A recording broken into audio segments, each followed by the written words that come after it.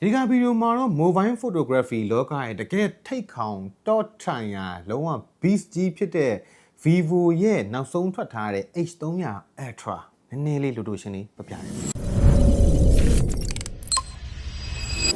Vivo ရဲ့ H300 Ultra မှာလည်းတော်တော်လေးကိုကျွတ်လာဒီကောင်ရဲ့ specification လေးပြောမယ်ဆိုရင်တော့ဒီကောင်မှာ 6.82 inch ရှိတဲ့ LTPO AMOLED display ကိုသုံးပေးထားတယ် 120Hz refresh rate နဲ့ပဲလာတယ် display ကအရင်နှစ်တုန်းကလို့ quad-cut မှုတော့ပဲနဲ့ flat display ဖြစ်သွားတယ် H300 Pro နဲ့ပို့ပြီးတော့တူသွားတယ် flat display ဖြစ်တဲ့အတွက်ကျွန်တော်တို့ကမှန်ကတ်တွေပါတယ်လေတော်တော်လေးကိုအဆင်ပြေသွားတယ်ပြန်တော့တစ်ချက် performance အနေနဲ့ဆိုရင်တော့ Snapdragon 8 Elite Gen 5ကိုသုံးပေးထားတယ်လက်ရှိ Qualcomm ရဲ့နောက်ဆုံးထွက်ထားတဲ့ SoC performance ကဘာမှပြောစရာမလိုဘူးပြီးတော့ဒီကောင်မှာပြောစရာအဓိကအခုမှလာမှာကင်မရာပိုင်း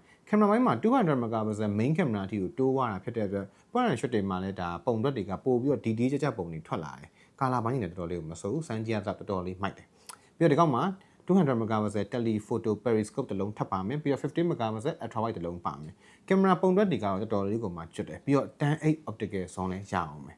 selfie ကတော့50 megapixel ပါမယ်ဒါကတော့သူ့ရဲ့ camera specification သုံးထားတာတော့ Sony ရဲ့ sensor တွေပဲတော်တော်လေးကိုမှကျန်းပါတယ်ကျွတ်ပါတယ်ဆိုတော့ Sony sensor တွေကို main camera တွေမှာသုံးပေးထားတာအဲ့တော့ပုံတော့ကတော့ဘာမှပြောစရာမလိုပြီးတော့ low light မှာလည်းတော်တော်လေးကိုမှကောင်းတယ်ပြီးတော့ဒီကောင်ရဲ့ battery life က6600 mAh battery ပြီးတော့100W fast charging battery life ကို charging မကောင်းအောင်ပုံမှန်ပဲဘာမှအများကြီးထွေထူးပြောစရာမရှိဘူးပြောရရင်တော့ဒါတခြား ultrasonic fingerprint တွေပြီးတော့ dual stereo speaker တွေဒါတွေကပုံမှန်ပါနေကြအတိုင်းပဲဆိုတော့ mobile photography မှာ top တိုင်ရာဖုန်းတစ်လုံးအနေနဲ့ကတော့စမ်းကြည့်ရတော့လေလုံးဝအောင်ရှယ်ဇိုင်းရဲ့ skin tone တွေပြီးတော့ဇိုင်းရဲ့ APO lens တွေပြီးတော့ဇွန်းဆွဲရတဲ့အခါ smooth ဖြစ်တာမျိုးတွေပုံသက်တွေပို့ပြီးကြည်ရမျိုးတွေဒါတွေအားလုံးကဒီ Vivo H300 Ultra ကိုဒီနှစ်မှာလည်းကျင်းနေတာကတော့ next level mobile photography စုကိုပေးထားလို့ရမယ့်ကောင်လို့တောင်ပြောရမှာဆိုတော့ဘာပဲပြော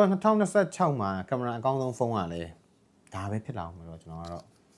ဒါကတော့ Vivo H300 Ultra ကိုလိုတိုရှင်းလေးအားလုံးနားလည်အောင်အတူချုံးပြီးတော့ပြပြပေးကြနောက်ထပ်ဗီဒီယိုမှာဒါ review တွေပြီးတော့ full review တွေဒါ camera test တွေ camera အကြောင်းတွေဒါတွေအကုန်လုံးပြပြပေးမယ်ဆိုတော့ကိုလူတို့တော့ H300 Ultra ကိုဘယ်လိုမျိုးမြင်လဲအောက်က comment မှာဆွေးနွေးခဲ့ပါအောင်ဆိုတော့ကျွန်တော်တို့နောက်မှတွေ့ကြပါအားကျေးဇူးများတင်ပါတယ်ကျွန်တော်ကတော့ admin joy ပါ Yangon Mobile Store